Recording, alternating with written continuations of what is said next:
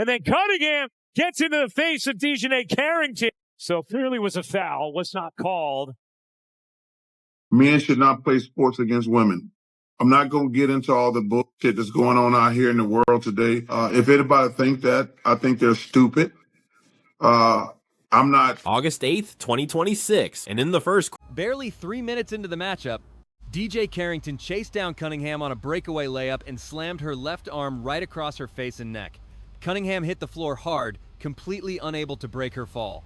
She crashed down hard, the basketball world erupted, and Hall of Famer Charles Barkley, the most brutally honest voice in sports media, a man who has absolutely zero tolerance for cheap shots disguised as tough basketball, had seen enough. I mean, look, it was a hard foul. I don't think that DiJonai intentionally came out to get her across the neck like she did. But it did happen, and I thought it was the right call. But, you know, one of the things about Nay is that she's going to play her butt off, man. She's going to compete. Nobody's going to go walking in for a layup. And so I don't oppose the hard foul. But I also don't think that she intentionally went for the neck. But here is where things got wild. Just 8 minutes after the foul, while Cunningham was still on the ground, being checked by trainers and teammates, held her back. DiJonai Carrington posted on Threads about white privilege, tagging the Indiana Fever. She is acting completely unserious. How do you commit a clear flagrant 2, then run straight to social media to play the victim? Sure, she wanted to stop the layup, but that was a brutal blow. I was sure that play would get upgraded to a flagrant 2. It had to be a flagrant 2.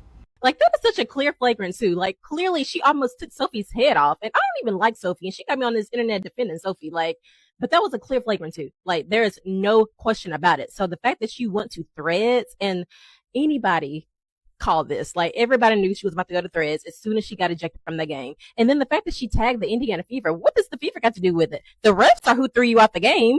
It has nothing to do with the Fever. And to say white privilege, like, I'm just so confused. You are the one who fouled her. Like, what is not clicking? And it was 100% done on purpose. And I can only assume it's because of all of Sophie Cunningham's comments that she's been making to the media in the last couple of weeks about biological men and women's sports and all that. And like I said, I don't even like Sophie Cunningham, but girl, that was definitely a flagrant 2. At this point, I just have to assume that DiJonai loves attention and clout, because you clearly wanted attention when you committed that flagrant 2, and you wanted attention when you went to Threads. I mean, this is the same person who outed her relationship drama on Threads, So, are we really surprised? She even posted August 23rd, the date of their next rematch. She struck Cunningham in the face, got ejected, and posted about white privilege before Cunningham even walked off the floor. Take a walk with me, take a walk with me, take a walk with me. There is craziness going on in the WNBA. DiJonai Carrington tweeted out white privilege from the locker room of a game that she was playing in. Get this. She fouled Sophie Cunningham hard. Sophie Cunningham, obviously a white person, fouled her hard. Flagrant 2, gets ejected, goes to the locker room and tweets out white privilege in the middle of the game. Now here's the kicker to me. A flagrant 2 has to be contact that can lead to an injury that looks excessive. DiJonai, it was about as excessive as possible. If there was any evidence of there being white privilege, this was not just competitive frustration or some split-second mistake made in the heat of battle. It was a calculated, deliberate public statement showing the entire basketball world exactly how DiJonai Carrington viewed the whole situation. Just to protect her. That's it. I mean, you know, I got my teammate back always, so just to get out of the way. Gotta ask about her response. She went in and she got on social and said white privilege after her getting who did this? DiJonai did. Any response to that? No, I don't know anything about that. Cunningham was out front on a fast break layup when Carrington chased her down and swiped her left arm across her neck and face, sending Cunningham crashing down hard on her back without any way to break her fall. At first, the refs called it a flagrant 1, but after reviewing the replay, they upgraded it to a flagrant 2. DiJonai Carrington was ejected. Sophie Cunningham took a brutal shot to the face in today's matchup, sending DiJonai Carrington to the locker room after refs ruled it a flagrant 2. And right after her ejection, DiJonai Carrington jumped on social media to post white privilege, tagging the Indiana Fever. This on-court drama comes after weeks of heavy backlash and protests against Sophie Cunningham for her comments on transgender athletes in the WNBA. Sophie Cunningham jumped right back up and charged straight toward DiJonai Carrington, who was standing near the baseline, shoving her in the chest and yelling, before Michaela Timpson and Fever Security pulled her away. As she headed to the tunnel, DiJonai Carrington heard loud cheers from the Sky crowd. Imagine getting tossed for a dangerous flagrant on a fast break layup that levels your opponent, only for your home crowd to cheer you on. A throat punch like that could actually kill someone, right? As for the WNBA and the league office, if you are DiJonai Carrington and you pull a stunt like that, I do not want to hear that a flagrant 2 and some minor fine is enough punishment. She needs to be suspended for the rest of the season. That is the hostile environment the Indiana Fever walked into on August 8th. That is the exact arena Sophie Cunningham had to play in just 1 week after her comments turned her into a political target. And the opponent who clocked her in the face walked off to a standing ovation from the home fans. Right after getting thrown out, DiJonai Carrington posted white privilege on Threads and tagged the Indiana Fever. Then she posted August 23rd, noting the next matchup between these two teams.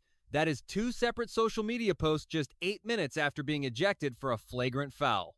Because this is not some simple accident, it is clearly intentional, and it was a direct hit on Sophie Cunningham. Honestly, the race of the players does not matter at all. When you go after someone like that, it looks terrible for the WNBA.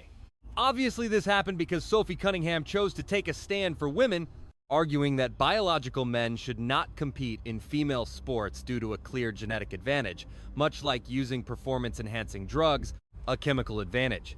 Yet DiJonai Carrington chose to post about white privilege and drop a future date to send a message to Caitlin Clark's teammate. It was clearly just totally unnecessary. Sophie Cunningham said after the game that she has never really spoken to her and has no beef, but guessed DiJonai Carrington had some pent-up frustration to get out. And that is fine. The WNBA is truly the gift that keeps on giving, and the latest drama is this clothesline foul by DiJonai Carrington. The same player who previously went on an incredibly harsh rant against a cab driver and clocked Caitlin Clark from behind during her rookie season. But honestly, I am not even mad at that style of physical basketball. That's all good. The problem is posting white privilege afterward. But Sophie's response was simple: get your stuff off. No panic, no victimhood, and zero drama. The same Sophie Cunningham who says everyone is welcome at her table. She talks about extending love and protecting young girls in sports. Yet she is the one who took a flagrant blow across her face and neck, crashing to the floor, unable to break her fall, before getting right back up to confront DiJonai Carrington directly. She watched her get ejected, watched her post white privilege 8 minutes later, and simply replied, "Get your stuff off." That is fine. I want you to think logically and comment below. A white girl drives to the basket, a black player knocks her flat on her back, a clothesline hit that gets upgraded to a flagrant 2, sending her to the locker room. And somehow, she blames it on white privilege. Let me know what you think. To me, this is typical WNBA drama, and I am here for it. Responding to the post on Threads, Sophie Cunningham said the ejection had nothing to do with race. Absolutely nothing to do with race. The player who took the hard foul is saying race has nothing to do with it. Yet DiJonai Carrington posted white privilege anyway, while the crowd cheered her ejection. This is the WNBA on August 8th, 2026. Here is what makes this situation so much bigger than just one flagrant foul. Honestly, I am so incredibly sick of the Indiana Fever and Sophie Cunningham. I truly mean it. I have really been trying to keep my mouth shut because their rabid and toxic fan base makes it totally insufferable to talk basketball with people who actually know the game, with former players who understand that sometimes hard plays just happen during a game. DiJonai Carrington got tossed in the first quarter of the Chicago Sky versus Indiana Fever game. Sophie Cunningham went up for a layup, and DiJonai Carrington flew through the air trying to block the shot. When she went for the block, she missed the ball entirely and clocked Sophie in the head. Seriously, I haven't played basketball since junior high, and even I've seen that happen. But my main issue right now is that everything Sophie Cunningham does on the court feels like it is just for social media clout. Every single thing she does on that court is calculated for social media clout. Why? Because she is just a mediocre player in this league. And look, I have not played basketball since middle school, but even I can see she is barely average out there. Just check her stats. She knows her real value is acting like a viral meme or a cheap soundbite. She will do whatever it takes because that is what actually pays her off-the-court checks. What really bugs me first is DiJonai getting that flagrant 2. That never should have been called a flagrant 2. There was absolutely no intent to hurt anyone, period. When you go up to block a layup, things happen. It is part of the game. But we need to talk about the aftermath. Sophie gets right up in DiJonai's face, and you can literally see DiJonai telling her to stop, stop, stop. Then the fans backing Sophie Cunningham and the Fever swarm in. The social media attacks and blatant racism directed at opposing teams are wild. It hits anyone who plays against the Fever. If you go against Sophie or Caitlin Clark, and you are black, the online hate is disgusting. Now players are thinking if I go up against the Fever, especially Sophie or Caitlin, well, let's leave Lexi Hull out of this. Last season we were getting pretty close, Lexi. We were getting really close. But let's take her out of the equation for now. With those two, black players know that if anything happens, even completely normal basketball plays that happen in every single game they are in for trouble, they know a wave of racist attacks is already waiting for them online. DiJonai Carrington and Caitlin Clark have some serious history. Back in 2024, Carrington poked Clark right in the eye. The clip went viral instantly. Every single Clark fan saw it, yet the refs called no flagrant foul in real time. League officials reviewed the play, but Carrington faced 0 fines or suspensions. Now that exact same player who poked Clark in 2024 just chopped her arm down across Cunningham's face. She was ejected from this 2026 game, only to post about white privilege 8 minutes later. A reporter asked DiJonai if she actually intended to hit Caitlin in the eye on that play. They wanted her to break down the play and explain exactly what happened from her perspective. Carrington responded that she had no reason to ever try and poke someone in the eye. It made no sense to her, and she claimed she did not even realize she hit her. She was just trying to make a play on the ball and caught her on the follow-through. It was completely unintentional. She insisted that is not her style of play. Then the reporter asked if she and Marina laughed about it. It looked like the broadcast caught the two of them laughing about the play later in the game. Carrington fired back. How could she laugh about something she did not even know had happened? Fans of Caitlin Clark connected those dots immediately.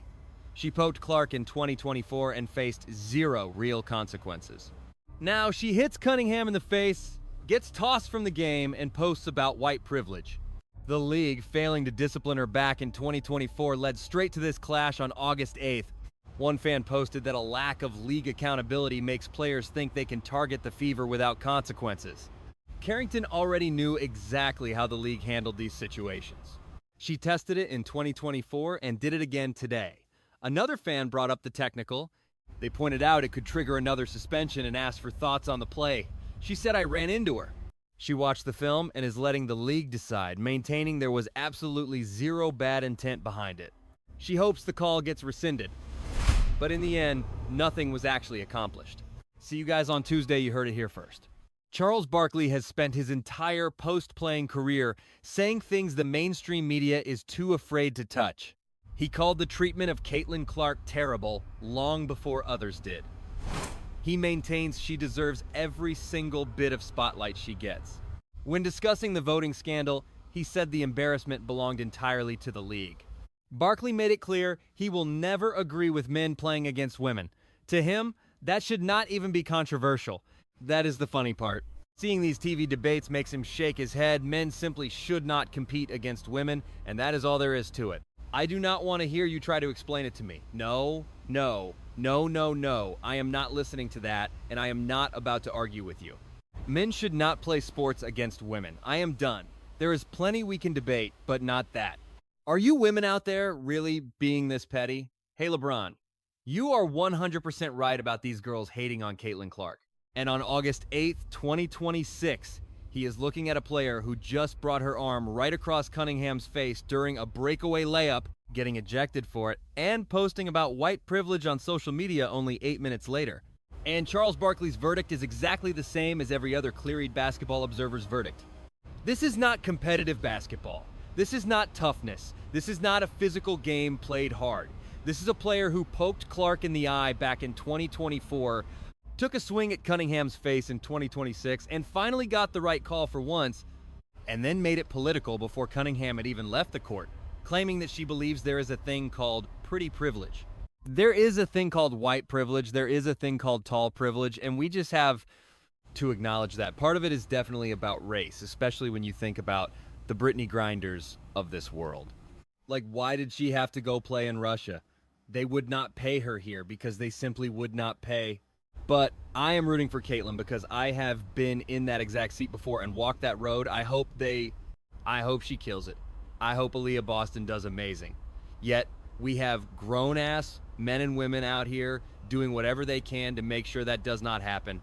That is truly the weirdest thing in the world.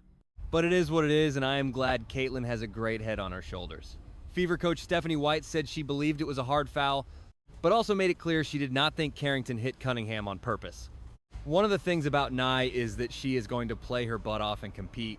White, who coached Carrington from 2023 to 2024 in Connecticut, said post-game she gave her the most generous interpretation possible. A coach who actually coached her gave her the absolute benefit of the doubt, but Carrington responded by posting about white privilege and marking her calendar for August 23rd. Meanwhile, the Indiana Fever won 90-86.